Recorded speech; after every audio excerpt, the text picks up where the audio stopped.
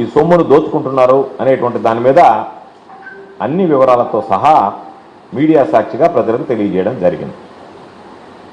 అయితే ఈరోజు ఏ రోజైతే నారాయణ దోపిడీని చంద్రశేఖర్ రెడ్డి బయటపెట్టాడో ఆ రోజు నుంచి జీర్ణించుకోలేక ఎవరెవరినో ఉసుగొలిపి మా మీద రకరకాలైనటువంటి మాటల దాడులు చేయడం, మమ్మల్ని విమర్శించడం, ఆ సబ్జెక్టుని డైవర్ట్ చేసేటువంటి ప్రయత్నం చేయడం జరిగింది.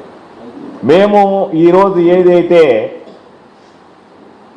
చంద్రశేఖర్ రెడ్డి గారు మాట్లాడుతున్నాడో ఆషామాషిగా మాట్లాడటం లేదు. ఆధారాలు ఉన్నాయి కాబట్టి ఆధారాలతో సహా మాట్లాడుతున్నాం.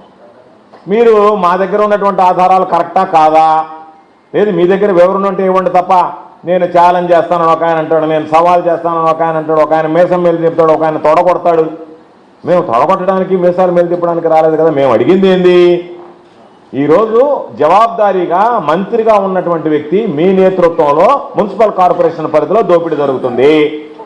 ప్రభుత్వంలో ఒక కీలకమైనటువంటి మంత్రిగా ఉండడమే కాకుండా మున్సిపల్ విభాగానికి మంత్రిగా ఉన్నటువంటి నారాయణ గారి జమానాలో ఇది జరుగుతున్నటువంటి పరిస్థితుల్లో మీరు వీటిని ప్రోత్సహిస్తున్నారనేటువంటిది స్పష్టంగా కనిపిస్తున్నటువంటి నేపథ్యంలో వాటికి సంబంధించినటువంటి వివరాలు అడిగాము. క్షేత్రస్థాయిలో ఉన్నటువంటి అన్ని వివరాలు సేకరించాడు. బహుశా నాకు తెలిసి ఎవరు కూడా ఇంతవరకు సేకరించినటువంటి విధంగా ఏదో మాట్లాడడం వెళ్ళిపోవడం కాకుండా దాదాపుగా అన్ని వివరాలు తీసుకొచ్చి ఆ వివరాలన్నీ కూడా మీడియా ముందు పెట్టాం. మరలా ఇంకొకసారి కూడా చంద్రశేఖర్ రెడ్డి గారి ద్వారా మీడియా ముందు పెట్టి జరుగుతున్నటువంటి దోపిడీని ప్రజలకు వివరించేటువంటి ప్రయత్నం చేస్తాం. మీరు చెప్పేటువంటి ప్రతి మాటకి మేము సమాధానం చెప్పగలిగినటువంటి పరిస్థితిలో ఉన్నాం.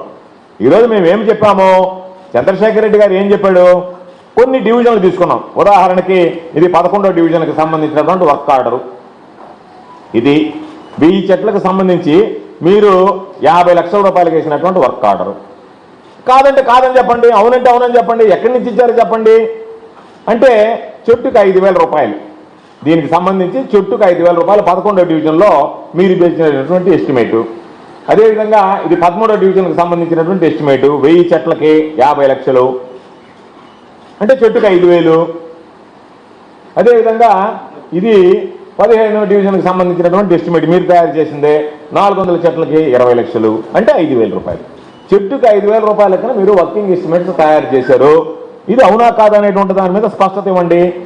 ఆ తర్వాత ఏం చేశారు, మెయింటెనెన్స్కి సంబంధించి ఇదిగో ఒకటి 14వ డివిజన్కి సంబంధించి ఇక్కడ ఉన్నటువంటి 1,800 చెట్లకి 1,24,00,000 రూపాయలు మీరు మెయింటెనెన్స్కి ఎస్టిమేట్ తయారు చేశారు. అంటే ఎంత అయింది, దాదాపుగా 6,888 రూపాయలు.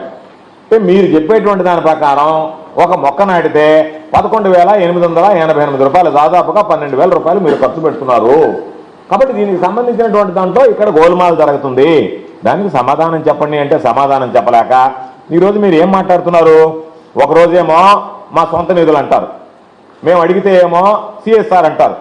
అయ్యా మీరు మున్సిపల్ కార్పొరేషన్లో దోపిడీ చేస్తున్నారు కదా అంటే మేము మున్సిపల్ కార్పొరేషన్లో దోపిడీ కాదు, ఇది మా సొంత నిధులను సిఎస్ఆర్ నిధులను రకరకాలైనటువంటి మాటలు మీరు మాట్లాడుతున్నారు.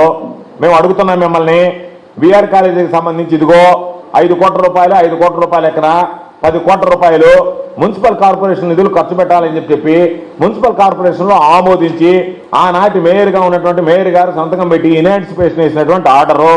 ఆ తర్వాత కౌన్సిల్ సమావేశంలో దీన్ని మీరు రెగ్యులర్గా తీర్మానం చేపట్టి దానికి సంబంధించినటువంటి దాంట్లో 10 కోట్ల రూపాయలు వాడుకోవాలని చెప్పి తీర్మానాలు చేసినటువంటి మాట వాస్తవమా కాదా? ఈరోజు మాకున్నటువంటి కన్సర్న్ ఏంది, ఈరోజు ఎమ్మెల్సీ గారు ఒక ఇన్ఫర్మేషన్ అడిగాడు కమిషనర్ని.